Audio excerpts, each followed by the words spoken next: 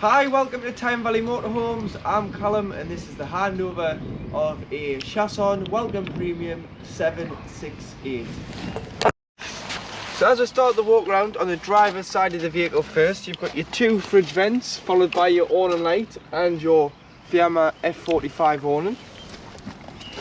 And then you've got your cassette toilet. So to operate your toilet, all your habitation locks open with this key, which is your habitation key.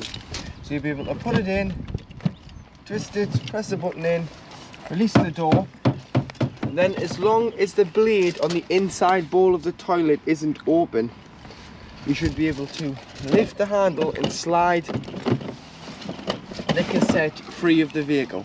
So you can either carry it, or you've got some wheels where you can drag it along to empty and dispose of the cassette.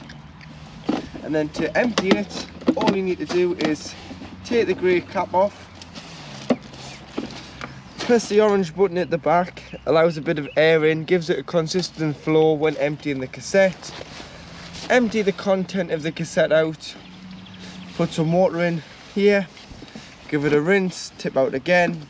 Then you've got a measuring stick of 120 millilitres. This is your chemical measuring stick. So you can either do it, you can put a full cap of chemical in, or you can do by eye, because sometimes you can spill the chemical with this. But put about 120 millilitres of either the blue or the green chemical into the cassette, and then it can go back into the van and be used. Behind the back wheel on the driver's side, you do have your waste water drain off point. So you'd pull the handle forward and you'll be able to drain anything that you've put down the plug hole out of the vehicle. Obviously you don't need to travel around with this water. Get rid of it at your site over the gully or grate in the floor on the waste disposal site, which is grey water. That'll drain that off, because you don't want to be carrying it, because it's putting more weight in the vehicle and it's going to use more diesel carrying the water. And make sure that the water is fully drained off in the winter, as you wouldn't want it to freeze. Here you have an external gas point. So if you were running a Karak barbecue, an external awning heater or barbecue, you get a quick connection that pops into there. You'd need some Jubilee clips and some orange gas rubber hosing. Connect it to the barbecue, and then you can turn the tap on, which allows the bottle on board the vehicle to be used to this supply instead of carrying a spare bottle to hook your Karak up.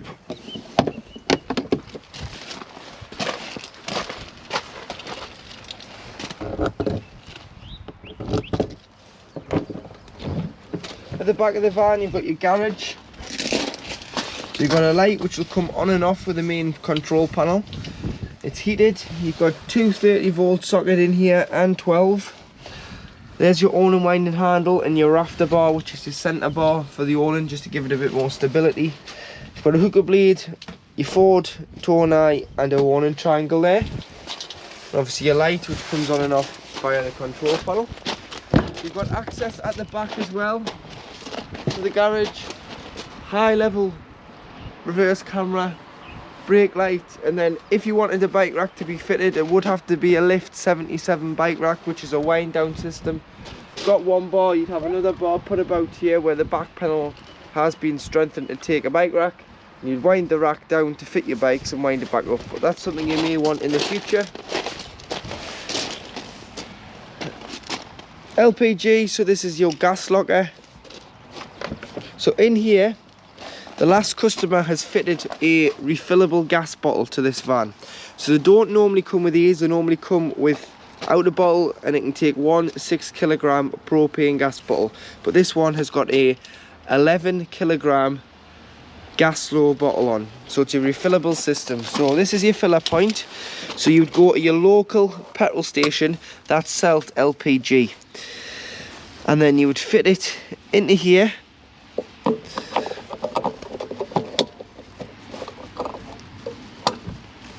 Fit it into there, so it's a bayonet fitting. Push the gun in, then you want to twist it so it locks onto the two bayonet fittings, and pull the trigger back on the lever.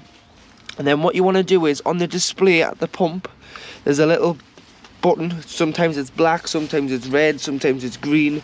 You'd push it in and it'll fill the vehicle with gas until it won't take any more. So something like this from empty will probably take about £30 to fill, and that'll be the bottle completely full. And if you were going on the continent, LPG is a lot easier to find than a gas bottle. And you can always see your levels of your bottle on here. So you've got it's into the green there, which means it's full, and you turn the bottle on and off here. Obviously the minus off, plus is on, making sure that you turn this off before you do start travelling.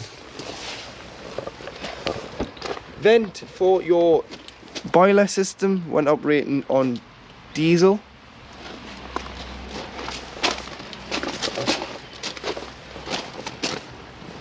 External shower point, so it is just a cold water fed shower on the vehicle, but you get a bayonet fitting that clicks in there, trigger going on the other end of the hose, and you can hose the dogs off, yourselves, your shoes, the bikes, whatever you want, but making sure that the water pump on the inside of the van is switched on the panel, otherwise you won't get a pressurized flow of water.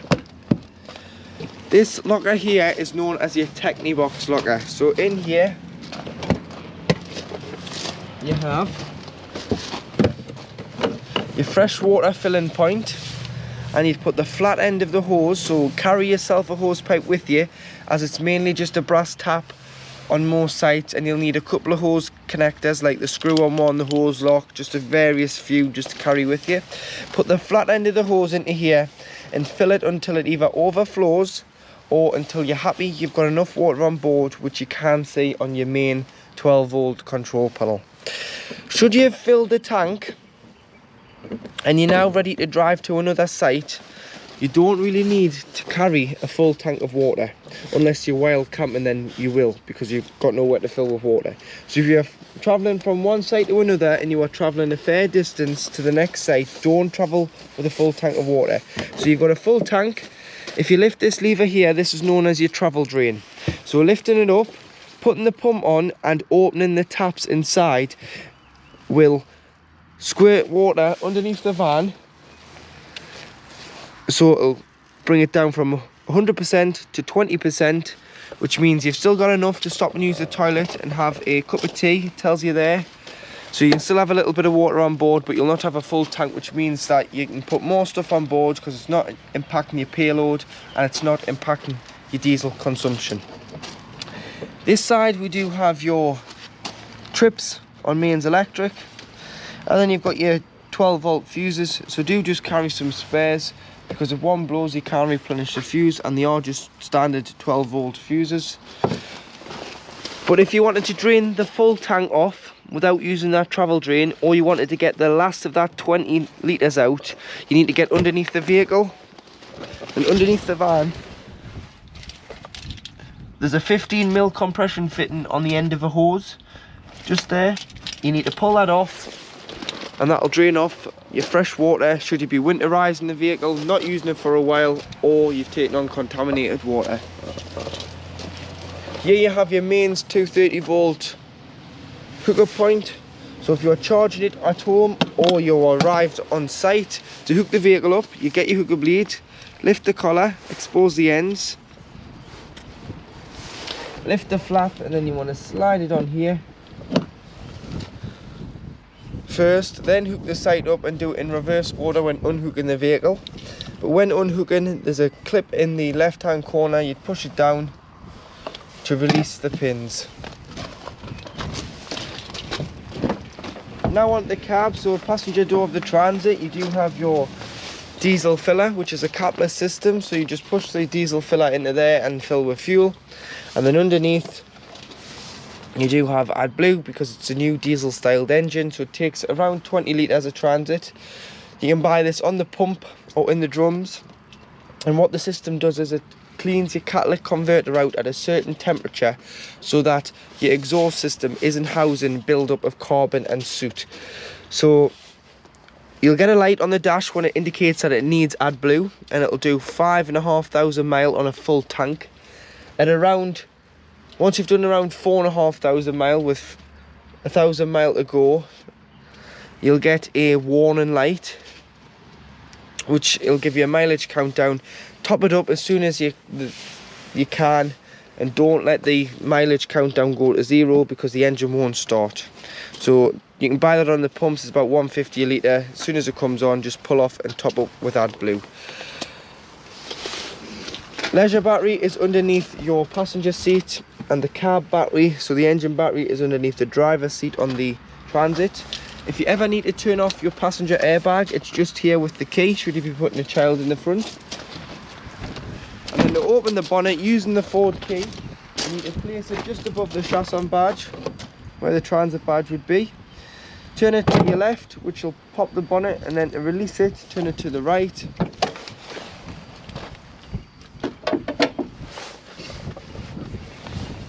You've got your screen wash, your brake fluid, your engine oil filler, and your power steering fluid. That's your dipstick for checking your levels. You've got your weight plate here for the vehicle. Now it's a motorhome, go off that one instead of the one on the passenger door, which is when it was a chassis cab. You do have your coolant, and then should you ever need to jump start, you'd earth off the engine hoist loop, which is just here, and then put your positive just under here onto here, and that'll give or receive a jump start off the vehicle. To operate your Chausson control panel, so if you turn it on here on the master switch, which will either turn on 12 volt if you're not hooked up, or if you are hooked up, you'll have this little light on here, which means you're receiving 230 volt. And then the next button is the master switch for your lights. So you need to make sure that you've got the master switch turned on for all the lights to work individually, because they are switched. You also need to make sure this is on for your drop down bed and your drop down tables to work, and your ignition on your cooker hob grill, as that's how it's wired via the 12 volt system. You've got your water pump here, so this is your pump. You need to turn your pump on should you want pressurized water to your taps, toilet and shower, or exterior shower, making sure that you have enough water on board before you turn this on. And then you do have your awning light on the outside of the vehicle. These buttons here correspond with these on the bottom. So you've got the one of the trailer, which is your leisure battery reading. Take the hook about to get a true reading of the battery. Then you've got the one of the truck, which is your engine battery reading. Wiggly lines, which is water, so your fresh water reading. So you've got a full tank of fresh water on board. When that goes red, it indicates that the fresh water now needs to refill. And when this one starts flashing, it means the wastewater needs to be emptied. To operate the Truma CP digital control panel, so to turn the system on and off, you'd press and hold, it'll turn off, press and hold, it'll turn on, and then to enter the menu you'd press once, and you'll get a motorhome with a thermometer in the top right flashing. This is the temperature that you want the inside of the motorhome to be. So you can have all the way to 30 degrees, or you can have all the way to off if you didn't want the heating on at all. So once you're happy with the temperature selected, all you need to do is press the button in the middle, and that's preset the thermostat to the temperature that you have set. Moving along, you've got a thermometer in some water. This is your hot water system. So if you don't have any water on board, or your boiler's open, then have it off. But if you have got water on board, you can have it on eco, which is 40 degrees of heating your water. Hot, which is 60 degrees of heating your water. And then you've got boost, which will turn off the heating, prioritize your water first, and then the heating will come back on once the water's to temperature. So for this, we'll just say hot, which is 60 degrees. And then moving on, you've got your energy source. So you don't have gas on this one, it's diesel. So fuel is diesel. So if you're wild camping, you'd have to use diesel to heat your vehicle and your water. You can have mixture 1, which is 750 watts of electric and diesel. You can have mixture 2, which is 1500 watts of electric and diesel. So you'd use this if you're away in the winter and it was really cold, or you are in desperate need of heating or hot water, because both sources together will reduce the time it takes to heat the vehicle or the water. And then you've got EL1, which is 750 watts of electric, so you'd use this on smaller CL sites or abroad or airs.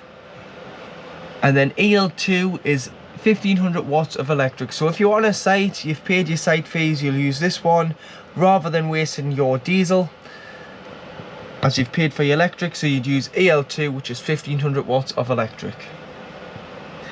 Then you've got a fan in the top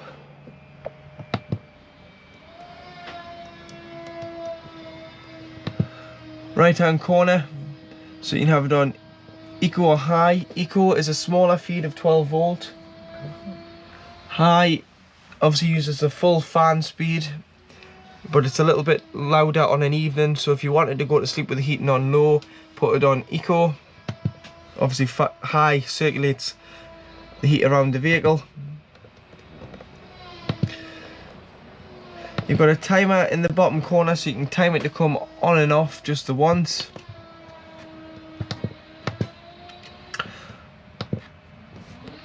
Time on the main display panel, and then in the corner you can reset the panel by going to settings, press reset, press preset, and it will completely restart the panel. Should you be experiencing any problems, you can reset the panel, and most times you just need to reset the panel because it can just go a bit funny from time to time. It's just a common thing on these. And then you just go back in, set your heating, your water, your fuel type, and your energy source. In the kitchen area, you do have 2 gas burner rings and 1 electric hot plate. So the electric hot plate is to the left hand side, which indicates with the red light, but you need to be hooked up for this to work. So if you're on a site, you may want to use the electric hot plate as you're not wasting your gas, and you've paid for their electric after all. 2 gas hot plates, 1 electric. Allow them to cool so that they're cool enough to put your hand on top before you put the glass lid down, because otherwise you can shatter the lid with the heat. And then underneath you do have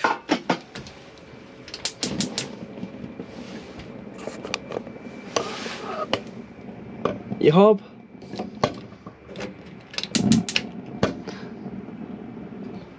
So just keep it pressed in until the thermocouple gets warm,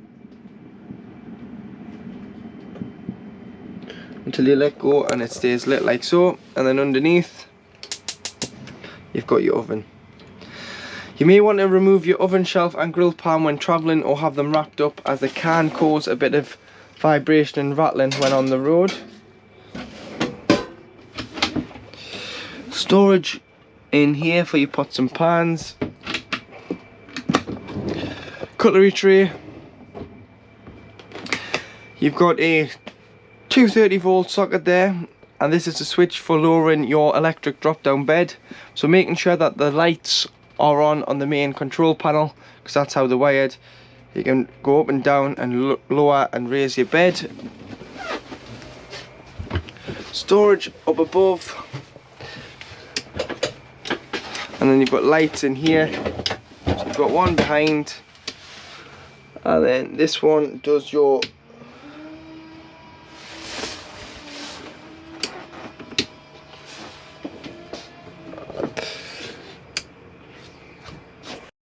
and this switch here does the lights above the bed on the ceiling here.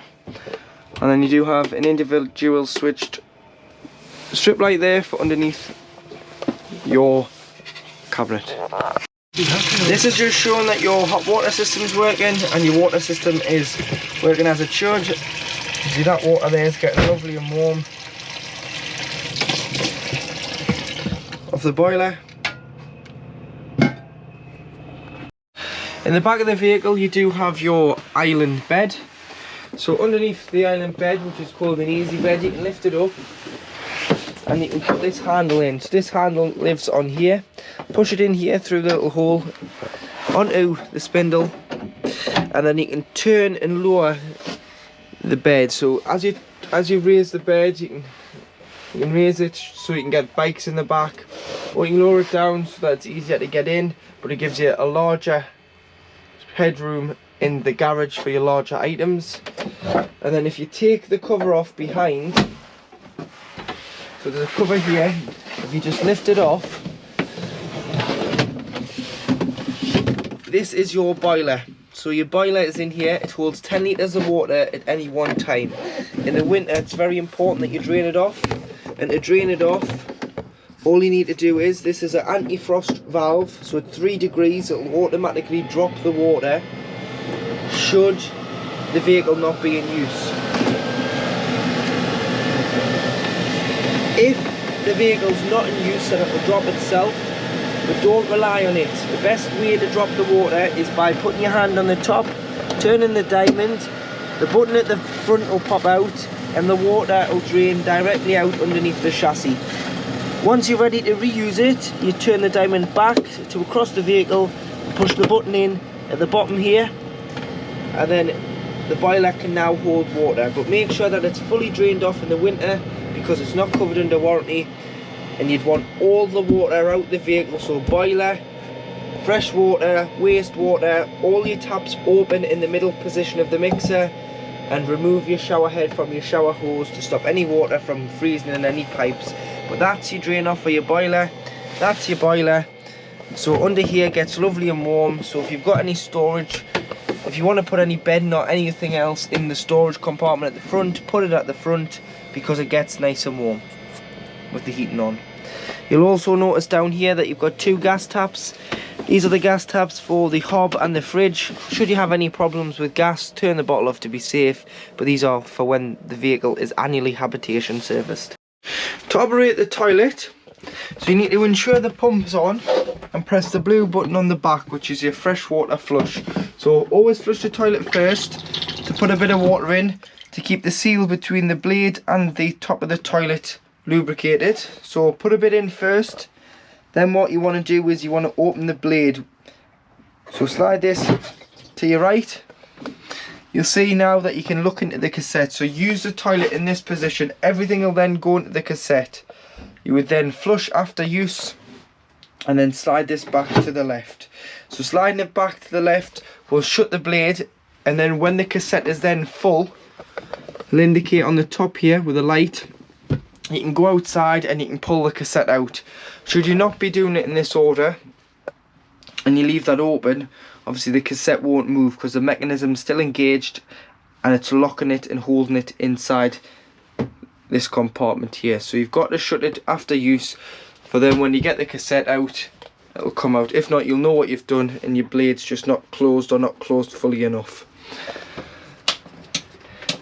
Shower light this side, washroom light that one. Cupboard for your toilet rolls, toiletry cabinet, more toiletry space.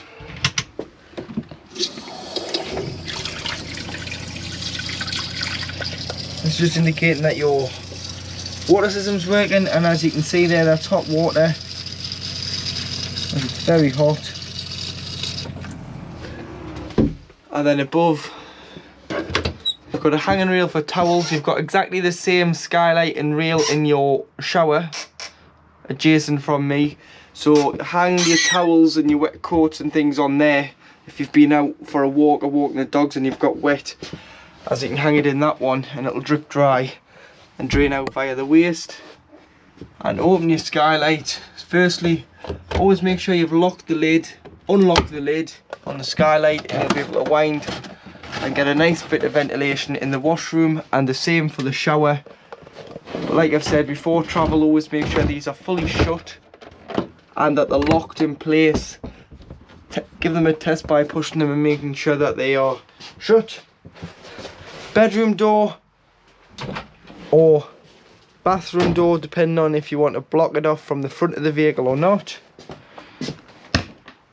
Release the catch and then you can push your screens in, and you've got the same hanging rail here for your wet coats and wet towels. And then, like I was saying, when winterizing, unscrew the shower head, because any water can sit in here. Leave the mixer tap open and the pipe into the shower tray. Any water will drain out your 2 waste outlets in the shower. To operate your telly, so it's on a Project 2000 slide out bracket. So pressing this clip here at the back, so if you press it in and pull it out at the same time, you'll be able to bring the telly out into the middle there, and then use the remote and you can turn it on.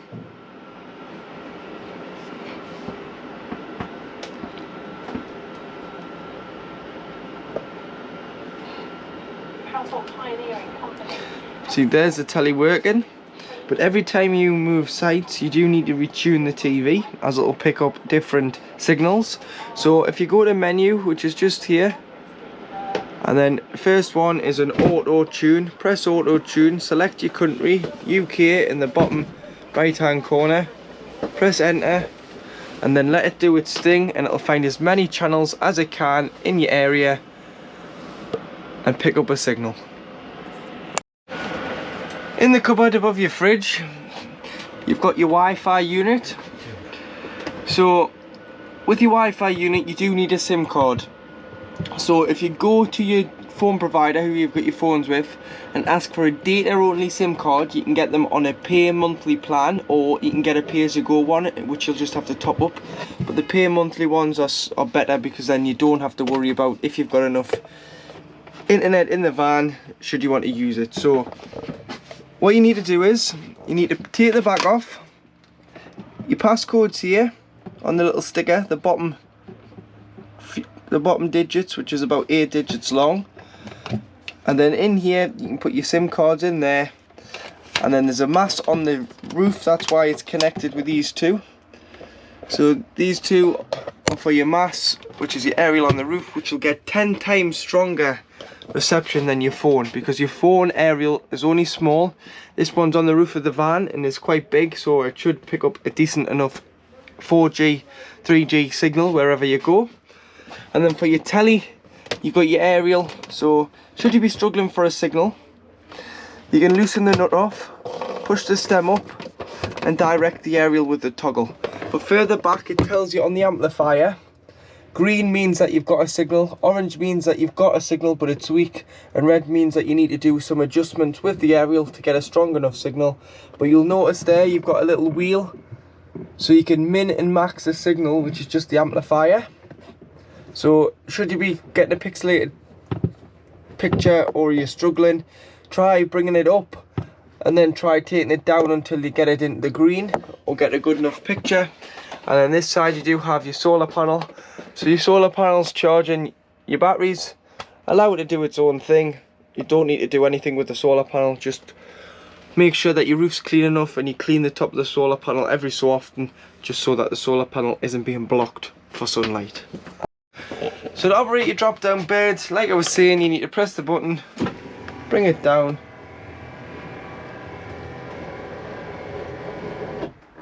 come all the way down until it stops. Then you pop your ladder on the front here, and then you've got storage underneath for the ladder, so you can put the ladder underneath the bed if you want. But make sure that you take your pillows off your drop down bed, but you leave a duvet on, because in the corner there, that box on the wall is a switch, so when it kicks together the lights come on underneath for your lounge lights. Should the bedding get caught in there, obviously the contact won't apply the lights to come on, so just watch that nothing is getting caught between that bottom of that white grey box there and the side of this bed, and then press and hold and you can send the bed back up.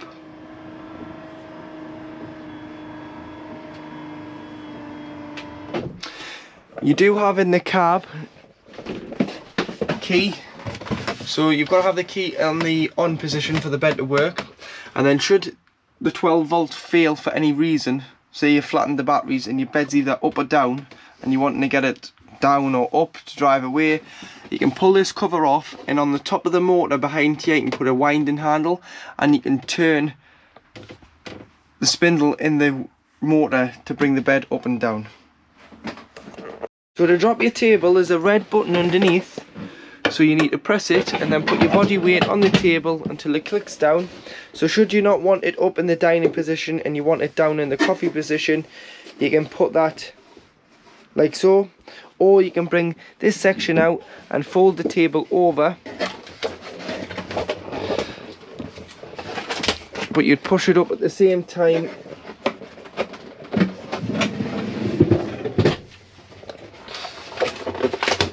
And there you have your dining table, and then you can fold it back in half and then either have it up or push it down as a coffee table. Now in the cab, which is based on a Mark 8 Ford Transit, so to the right of the driver's seat, between the door and the seat, you've got your handbrake. So it is a folding handbrake, so when it's on it looks like it's off. So what you need to do when you need to put it on is press the button and you'll physically hear it ratchet up, but then it'll fold back down, but the handbrake is physically on. Press it and take it off like a normal handbrake, and that's the handbrake off. Ratchet is it back on, and obviously the light comes on to tell you the handbrake's on. Got Remus car blinds on the doors, so you can pull them across, and then you've got your electric driver and passenger windows.